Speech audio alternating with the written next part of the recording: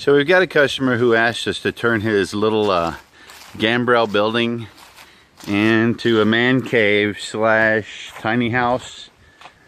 Well, no bathroom, no kitchen, but it will be his man cave. So we've got it insulated with double bubble R foil. For the lofts, we've used some old rustic tin to coat the ceilings, trim it out. He wanted the look of stone and wood, so that's what we've got here. Took a bunch of old fence boards, planed them down, and they look beautiful. So the fence boards are planed down, they make all the trim. We just ran them through the planer one time to leave some of the old patina on them. And then we did faux stone with the sheetrock. You see we kind of bumped it out on the corners everywhere so that it looked like an old soapstone building, which are common around these parts. I just grouted that, and I'm grouting that with a paintbrush, just a little paintbrush, and some grout in the cup. Just regular old sanded grout.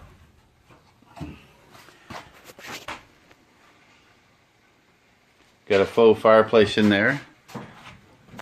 Now this will get cedar mantles on there. Wait till you see it next time. Okay, so Sam is over at the other side, working up in the loft, shooting the cedar boards down to the studs in there. Give you an idea what everything looks like here. I think it's pretty. So he put these great big doors in here in place of windows. Now those are patio doors turned on their side to become windows. And again, you'll see how we took the sheetrock and we just put a little bit of a 2x2 framing and then slightly rounded the corners. To do the joints, all we did was kind of take some masking tape and cut it to 1/2 inch wide. Took 1 inch masking tape and cut it down the middle. And we put our lines on the sheetrock, put the tape on the sheetrock, and then we just troweled over it with our 20-minute mud and concrete adhesive, our concrete bonding adhesive, which you've seen in our videos on how to plaster over OSB. And we would just take one stone, we would coat it on there, kind of dab it on, and then we'd trowel it one direction, trowel the next one another direction, trowel another one diagonal, and to give each one of them a different graining. Once that dried out, leaving that kind of a sloppy hand trowel on there, then we took the grout, the custom sanded grout that is sandstone color, kind of a light tan, or I think it's called buckskin. And we took that, and now there's colorants all inside of there. So we put it on dry, just literally put our hand in there and rubbed it in dry. And you see there's places where it's darker and lighter and darker and lighter through there. Well, there's red and yellow and black and kind of a cobalt blue dye crystals that are invisible to the naked eye until you get them wet. So we rubbed our hand on it, tabbed it with the sponge, a wet sponge, after we had the dry powder on it, and we just to rub it, and then we rubbed it with our hand in the direction of the grain, so it looks like soapstone. I'm using a sealer on top of there now. It's a wet look sealer, and I'll tell you, this is just a cheap masonry. Let me see if I can get it over here where you can see it. This is concrete masonry high gloss sealer, and it says wet look. Where is it? Wet look. High gloss. Somewhere it says, there it is, wet look finish. And I like that because it's water based, it goes on easy, and I just run it again with just a big old 4-inch brush and a little detail brush, and I will stroke it in the direction of the grain. Different ones have different grain, and so we'll stroke it in that direction. And I don't need but about 80% coverage. I don't want 100% coverage. What it does is it brings out the different colors and dye colors that are in the grout, and it blends them in, and it gives a slight patina to some of the high spots of the stone, which you would get when you naturally cut the stone. You end up with a little bit of a patina. That part around the fireplace is done, except for the mantle. And this part, you can see where I stopped right at that seam right there. That side's done, but that side is not yet. As soon as I hit the wet look sealer on there, with a kind of a dry brush, I drip most of everything that's going to drip. I take off on the brush, and then I do a dry brush across there to give it that patina. So we'll show you what it looks like in a few minutes. I don't recommend turning these into tiny houses because there is no way to vent that roof. And those lofts are always going to be hot, and they're always going to be miserable. You know that from my other videos, that I like lofts for storage and overflow. Let's see if I can get a... Now don't tear that up, Sammy boy. Yeah, let's see if I can get a look here. I just caught a little knot there. Okay. They're going to finish their ceiling out with that galvanized tin right there. So they'll run the ceiling on the galvanized tin, and then we'll come back and trim it in after they're done. I don't know what they're going to do for floors yet. Hey. Did you finally get it? What do you think? Is it looking good? Looking good. All right. I'm all for it. Excellent. I'll take it any way you do it, buddy. Okay, super. Out.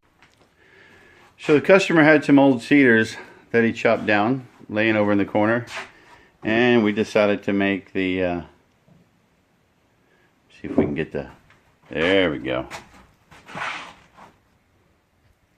Decided to make the window mantles out of them, and fireplace mantle. I just can't seem to get this to...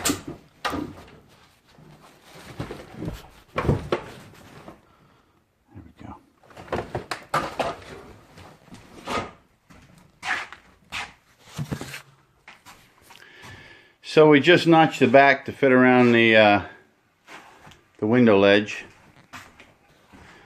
It's coming along pretty good. But it sure does make a mess grooving out the back of a piece of cedar. Woo-wee.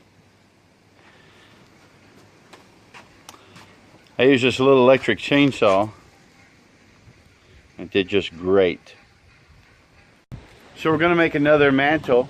And we've got these old cedar boards laying around here, or cedar posts, and we just took a flat spot, drove a couple nails in there. We're going to run this saw. We're going to run this saw right along the edge here, and then we'll turn it and do it again in a minute.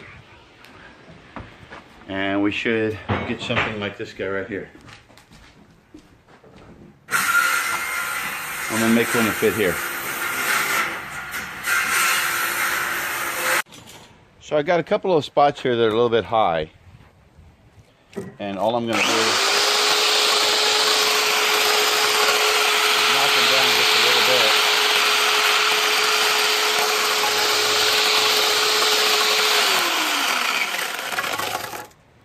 bit.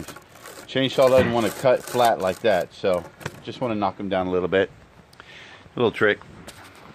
Okay, so we got a nice flat surface here, and we've taken the board from this side and we've added it to our flat side. And now what we're going to do is flip this guy over, secure it like that, and then we're going to run the chainsaw down the edge of this board all the way down. Give us our first 90.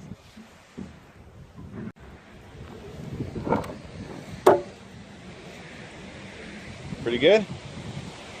I like to use that little chainsaw because it's just too easy to get in trouble with one of my stills or the husk or the Johnson.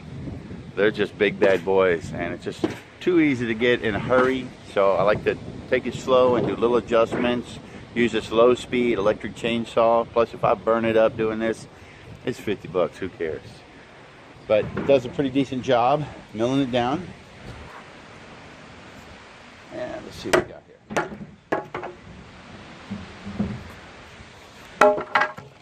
Alright. So we have the piece that I think this is the one we want to put in front because it's real pretty. And then we're going to use this piece as our top piece. But we'll see how it goes. We'll try and fit it. I've taken some angles in there. I use this board as my layout. And I just drew some marks on there for my angles. So we're going to trim it a little bit long and then see how it looks. We'll carry it inside and see what it looks like. It's going to fit just fine in there. So we've got this board where I've got that edge scribed. Let me show you how I did that.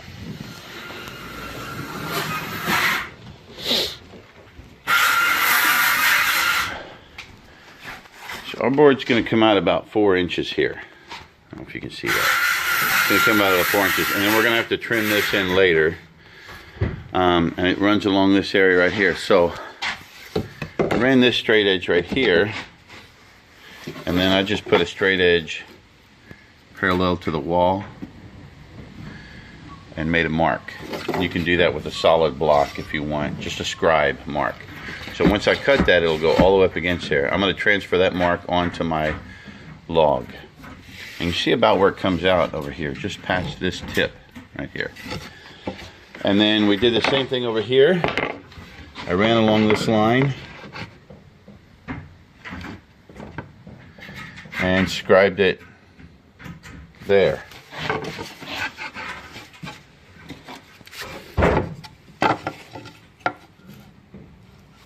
Parallel with the face of this. You can see where that's going to come out, about to here.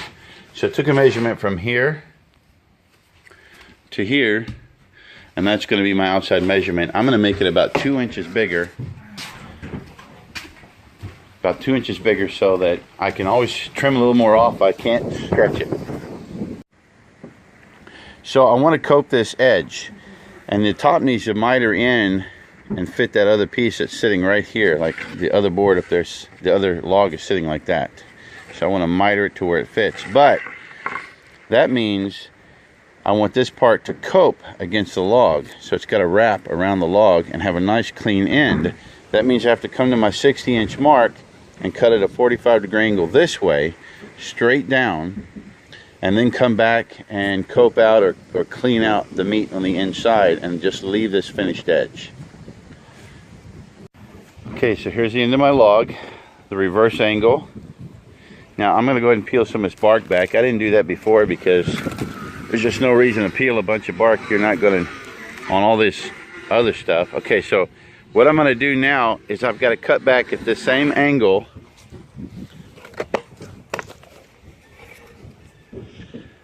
from this point right here, following this mark. I don't know if you can see that mark. There's a mark right there. And I've got to cut that back and follow that cambium layer right there, that edge, and miter that out and clean that out.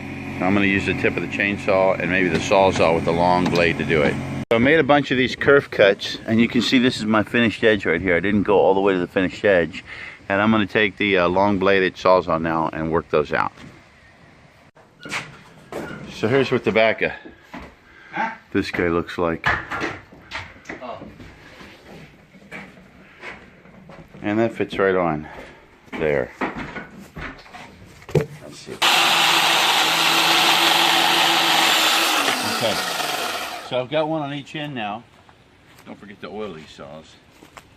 And I'm going to see if I can work it down all the way back there.